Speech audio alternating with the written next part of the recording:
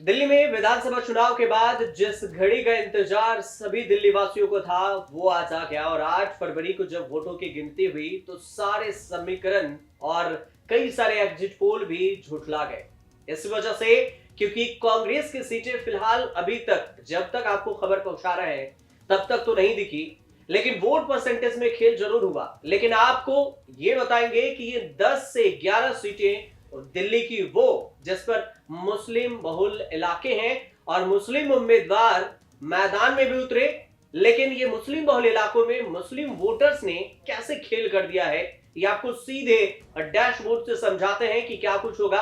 हमारे साथ डैशबोर्ड पर आपको सहयोग के लिए हैं रंजीत, आपको बताएंगे कि सबसे में एक एक सीट करके बताते हैं आपको 10 में, क्योंकि देखिए 11 सीटें जो है दिल्ली के उस पर मुस्लिम बहुल्य सीटें हैं और यहाँ कैंडिडेट को हार जीत का फैसला मुस्लिम वोटर करते थे।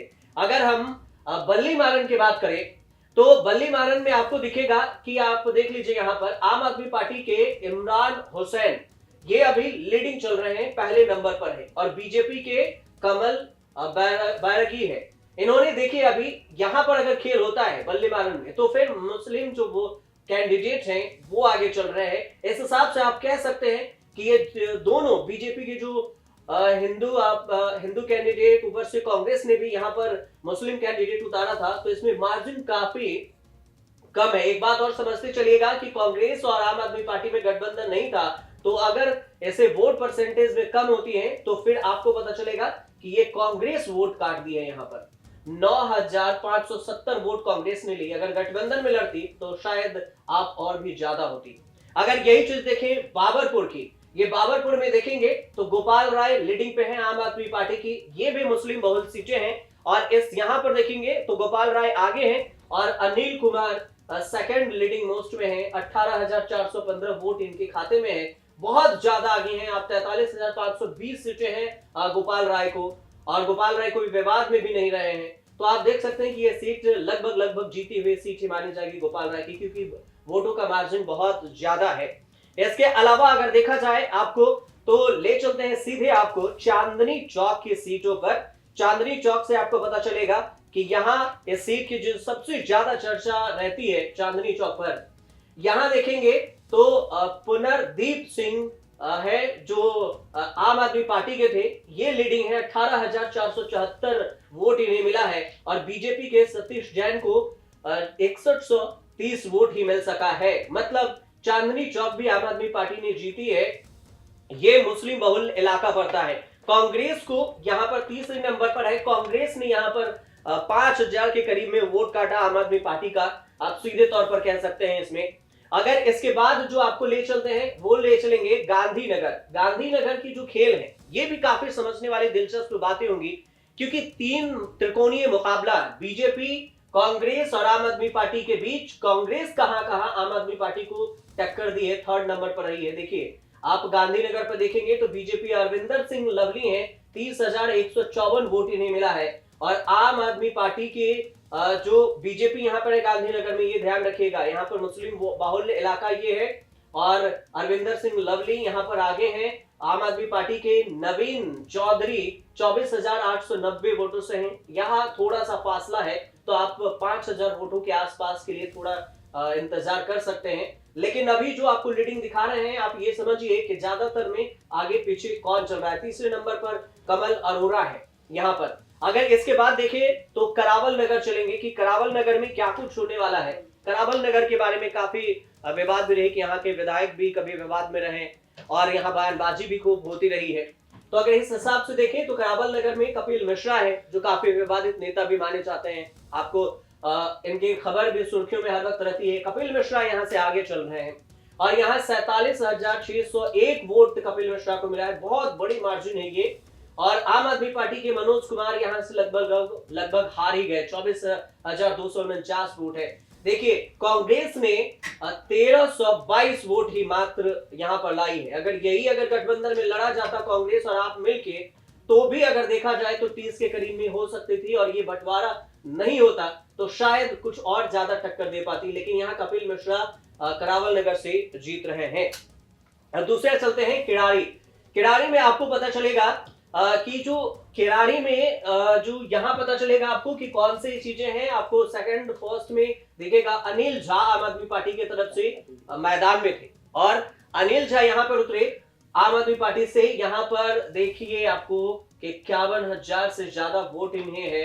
बीजेपी के जो 39,000 वोट इन्हें मिला है। बजरंग शुक्ला को ये दूसरे नंबर पर है। कांग्रेस तीसरे नंबर पर है।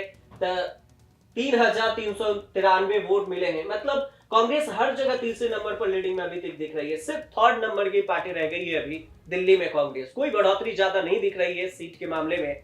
अब मटिया महल की अगर बात करें तो यहां से एक मोहम्मद इकबाल है। मोहम्मद इकबाल और फिर आम आदमी पार्टी के हैं जो ये देखिए मोहम्मद इकबाल आम आदमी पार्टी से, और ये सबसे आगे अभी यही चल रहे हैं। यहाँ पर 19,810 सीटें इन्हें मिली है। बीजेपी यहाँ पर दूसरे नंबर की पार्टी है, 8,268 वोट ही ला सकी। कांग्रेस 4,044 वोटे। आप जब तीनों में गौर कीजिएगा, जब हम आपको तीन समीकरण ही बता रहे हैं कि आम आदमी पार्टी, बीजेपी और फिर कांग्रेस, ये तीनों के बीच में त्रिकोणीय मुकाबला। आम आदमी पार्टी को 4,000 वोटों का अगर देखें तो लॉस, हानि पहुंचाई है कांग्रेस ने ही। अगर यही आम आदमी पार्टी और कांग्रेस एक मिलकर लड़ती तो शायद बीजेपी और भी पीछे होती, लेकिन दोनों के बीच गठबंधन नहीं है। यहाँ मोहम्मद इकबाल आगे हैं, मुस्लिम बहुल सीटें हैं यहाँ, और इस वजह से ये जो पूरा खेल है ये भी बिगड़ता दिख रहा है कि मुस्लिम वोटर जहां जहां पर दिखे हैं आपको मुस्लिम उम्मीदवार, वहां ज्यादा कुछ लीड भी दिखी है। अगर मटिया महल के बाद बात करें तो मुस्तफाबाद भी चलते हैं। मुस्तफाबाद के सीटों को देख लेते हैं कि यहाँ पर क्या कुछ है।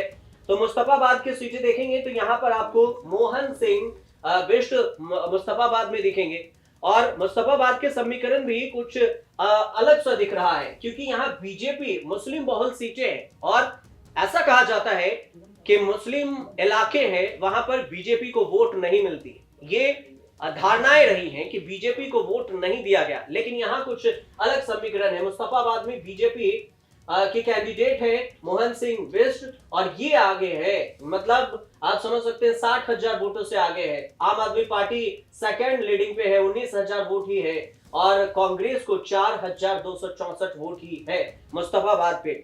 अब ओखला की अगर बात की जाए तो ओखला भी मुस्लिम बहुल सीटें हैं, और इस ओखला में देखें तो सबसे ज्यादा चर्चा है अमानतुल्लाह खान का, आम आदमी पार्टी की। जो अभी जब वोटिंग हो रही थी तो काफी चर्चा भी हुई थी, मीडिया से भी ये भिड़ गए थे कि हमारी वीडियो कैसे रिलीज किया जा रहा है। काफी बहसबाजी हुई थी, इनके वीडियो रिलीज हुए थे। लेकिन आम आदमी पार्टी के अमानतुल्लाह खान यहाँ पर आगे हैं, और आगे नहीं इतने ज्यादा आगे हैं कि आप जीत इसे समझ सकते हैं। 21,757 वोट से ये आगे है ओखला से। वहीं पर AIMIM की जो शरीफा और रहमान खान है, उन्हें 12,239 वोट ही मिल सका है। बीजेपी के मनीष चौधरी को 8,359 वोट ही मिले हैं। तीसरे रनर अप में बीजेपी यहां पर है।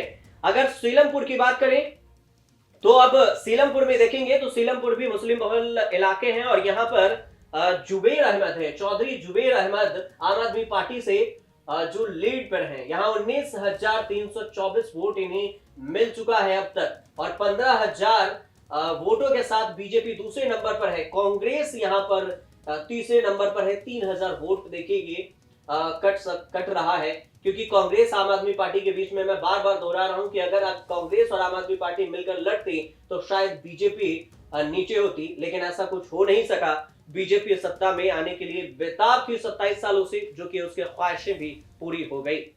अब अगर बात करें सीमापुरी, जो अंतिम सीट है मुस्लिम बहुल इलाकों में, 11वां सीट है सीमापुरी की, तो इस पर देखिए ये रिजर्व सीट भी है, और इस सीमापुरी सीट में बीजेपी की जो सीट है यहाँ पर रिंकू है, कुमारी रिंकू लीड कर रहे हैं। बीजेपी यहाँ पर सीट जीत रही है 24,813 वोटों से। आम आदमी पार्टी के 21,000 वीरेश सिंह यहाँ से जीते हैं और दूसरे नंबर पर हैं, और पहले में रिंकू सिंह बीजेपी की हैं।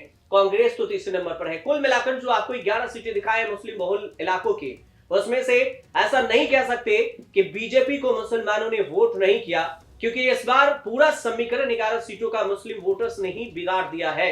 अगर यही चीज आपको एक लाइन में संक्षिप्त में बताएं पिछले 2 चुनाव के, तो 2015 और 2020 के बीच में मुस्लिम वोटर्स ने काफी खेल बिगाड़ा था। 2013 में जब मुस्लिम वोटर्स इधर से उधर हुए थे तो आम आदमी पार्टी जीती थी, कांग्रेस के हाथ से सत्ता छिन गई थी, और यही 2025 में जब मुस्लिम वोटर इधर से उधर हुई है तो फिर आम आदमी पार्टी से के हाथों से सत्ता छिन गई और फिर बीजेपी के हाथों में सत्ता चली गई है। फिलहाल मुस्लिम वोटों का जो समीकरण था वो हमने आपको बताया।